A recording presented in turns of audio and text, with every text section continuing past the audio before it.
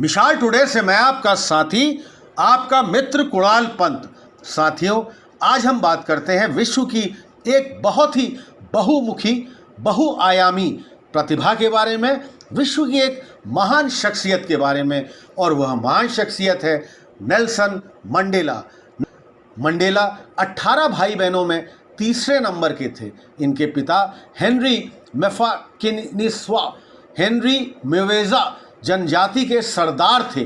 स्थानीय लोग सरदार के बेटे को मंडेला कहते थे। इनके पिता उन्हें रोलीह लाला के नाम से पुकारते थे, जिसका क्षेत्रीय भाषा में अर्थ उपद्रवी होता है। नेल्सन का प्रारंभिक शिक्षा क्लार्क बेरी मिशनरी स्कूल में हुई। मैट्रिक शिक्षा मेथोडिस्ट मिशनरी स्कूल में उन्होंने प्राप्त की।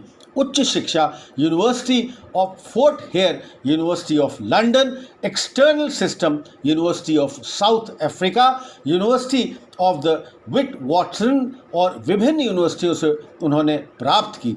12 वर्ष की उम्र में इनके पिता का देहांत हो गया था।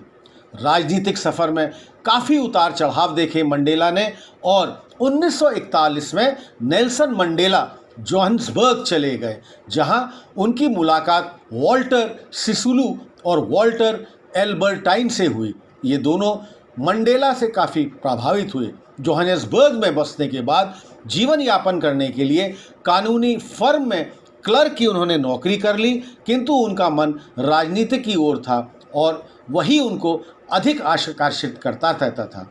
उस समय रंग भेद को लेकर काफ़ी समस्याएं थी। रंग भेदभाव से दूर करने के लिए राजनीति में उन्होंने कदम रखा। 1944 में उन्होंने अफ्रीकन नेशनल कांग्रेस पार्टी में शामिल कर लिया गया, जिसमें रंग भेद के विरुद्ध आंदोलन जारी रखा गया था। 1944 में नेल्सन मंडेला ने अपने दोस्तों और सहयोगियों के साथ मिलकर अफ्रीकन कांग्रेस लीग की स्थापना की। 1947 में इन्होंने इसका सचिव नियुक्त कर दिया गया, और 1961 तक रंग भेद विरोध प्रदर्शन जारी किया गया, किंतु 1961 में इनके और कुछ सहयोगियों पर देशद्रोह का मुकदमा चालू कर दिया गया, किंतु कोर्ट में दोष सिद्ध न होने के कारण उन्हें छोड़ दिया, यानी कि देशद्रोह के इस मुकदमे से उनको बरी कर दिया गया। 5 अगस्त 1962 को उन्हें एक बार फिर गिरफ्तार कर लिया गया और उन पर मजदूरों को उकसाने तथा देश छोड़ने के लिए प्रेरित करने का आरोप लगाया गया। 12 जुलाई 1964 को उन पर मुकदमा चलाया गया और उन्हें उम्र कैद की सज़ा भी सुनाई गई। सज़ा के लिए उन्होंने रॉबर्ट द्वीप भेज दिया गया, किंतु उनका वहाँ पर भी उत्साह बिल्कुल कम नहीं हुआ। जेल में रहने के बाद भी उन्होंने अश्वेत कैदियों को लामबंद मोबिलाइज करना शुरू कर दिया। जेल में रहकर उन्होंने एक पुस्तक लिखी जिसका नाम था long walk to freedom. Jail में उन्होंने कोयले की खान में काम भी किया। 27 साल सज़ा काटने के बाद उन्हें रिहा कर दिया गया। 11 फरवरी 1990 को रिहाई के बाद समझौते और शांति की नीति द्वारा उन्होंने एक लोकतांत्रिक एवं बहुजातीय अफ्रीका की नींव रखी। पुनः एक बार से फिर से वो राजनीति में बहुत ही अधिक सक्रिय हो गए। 1994 में दक्षिण अफ्रीका में अश्वेत चुनाव हुआ और अफ्रीकन कांग्रेस लीग 62% यानी कि 62% वोट पाकर विजयी रही और सर्वसहमति से नेल्सन मंडेला को राष्ट्रपति चुन लिया गया। 10 मई 1994 को नेल्सन मंडेला देश के प्रथम अश्वेत राष्ट्रपति बने।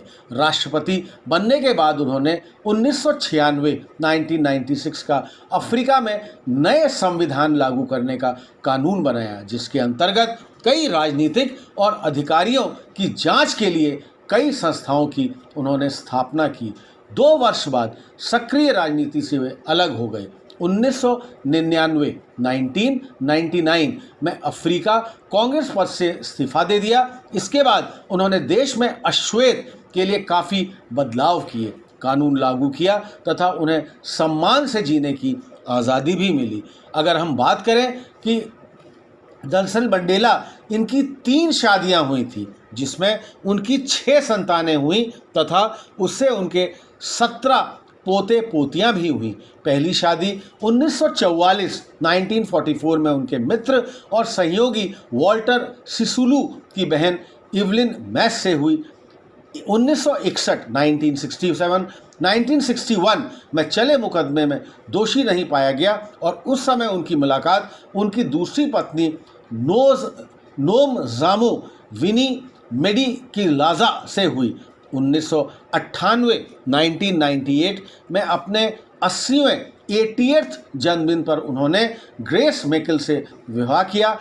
इस प्रकार उनके 3 विवाह हुए। अगर हम इनके नेल्सन मंडेला के सम्मान और पुरस्कारों की बात करते हैं तो ये बहुत ही गर्व की बात है कि अफ्रीका में लोग उन्हें मदीबा कहते थे, जो किसी बुजुर्ग के लिए बहुत ही अधिक गर्व की बात होती है। मदीबा का अर्थ पिता होता है, यानी कि फादर। अफ्रीका में उन्हें राष्ट्रपिता भी कहा गया था और मंडेला जी ने प्रथम लोकतांत्रिक संस्थापक, राष्ट्रीय मुक्तदाता और उद्धारकर्ता का जाना जाता है। जोहानिसबर्ग में स्थित सेंडन स्क्वायर शॉपिंग सेंटर में मंडेला की मूर्ति स्थापित की गई। 2009 में संयुक्त राज्य सभा ने रंगभेद विरोधी संघर्षों में उनके योगदान की याद 18 जुलाई को उनका जन्मदिन मनाने की घोषणा की। विभिन्न देशों ने इस योगदान से अपने देश का सर्वोच्च पुरस्कार भी उनको प्रदान किया। और अगर हम पुरस्कारों की बात करते हैं, विश्व के देशों से लगभग 250 पुरस्कार उनको प्रदान किए गए। इनमें कुछ पुरस्कार इस प्रकार हैं। 1993 में दक्षिण अफ्रीका के पूर्व राष्ट्रपति फ्रेडरिक विलियम डी क्लार्क के साथ संयुक्त रूप से नोबेल शांति पुरस्कार यानी कि Nobel peace prize, president medal of the freedom prize, order of Lenin prize और इसके साथ साथ भारत रत्न, निशाने पाकिस्तान और 23 जुलाई 2008 को गांधी शांति पुरस्कार से भी उनको नवाजा गया। 5 दिसंबर 1913, 5 दिसंबर 2013 को उनका देहांत हो गया, किंतु वे आज भी लोगों के बीच एक प्रेरणा के रूप में जीवित रहे हैं। उनका देहांत फेफड़े के संक्रमण के कारण हुआ था। उस समय उनका पूरा परिवार उनके साथ था। तो साथियों, यह थी हमारी आज विश्व की एक बहुत ही बहुमुखी प्रतिभा, विश्व की एक महान शख्सियत के बारे में, और वह महान शख्सियत नेल्सन मंडेला। साथियों, हमारे इस चैनल मिसाल टुडे को अधिक से अधिक संख्या में आप सब्सक्राइब करिए ताकि आपके रेगुलर नोटिफिकेशंस आप तक लगातार पहुंचते रहेंगे। हमारे इस चैनल को लाइक करिए और हाँ साथियों, अपने कमेंट्स आप हमको लगातार पोस्ट करते रहिए। तब तक मैं आपका साथी, आपका मित्र कुणाल पंत, मिसाल टुडे, लखनऊ से।